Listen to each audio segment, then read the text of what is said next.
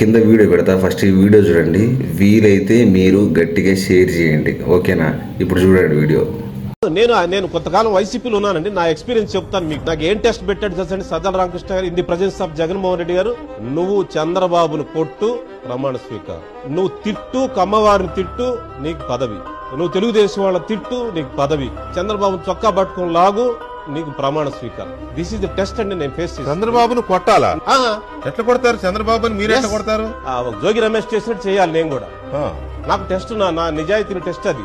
Okay అంటే నా పక్కన మంత్రి గారు అన్నాడు, ఆయన మైక్ ఇస్తే 1 గంట మాట్లాడతాడండి, ఆయన గాంధీవాది, ఆయన చేత కదా ఆయనకి, ఆ టెస్ట్ అతను పాస్ కాలేడు, వదిలేయండి అని చెప్పి అన్నా. నేను మళ్ళీ అడుగుతున్నా, జగన్ సమక్షంలో సజ్జల రామకృష్ణారెడ్డి మీకు చేసిన ఆదేశం ఇది?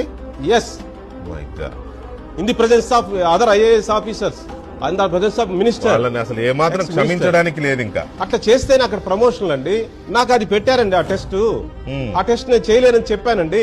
నేరాలు చేసిన వాళ్ళనే రాజకీయాల్లో ప్రమోట్ చేశారండి. నా వయసుని, నా సీనియారిటీని, నా గౌరవాన్ని అక్కడ అవమానించారండి అక్కడ.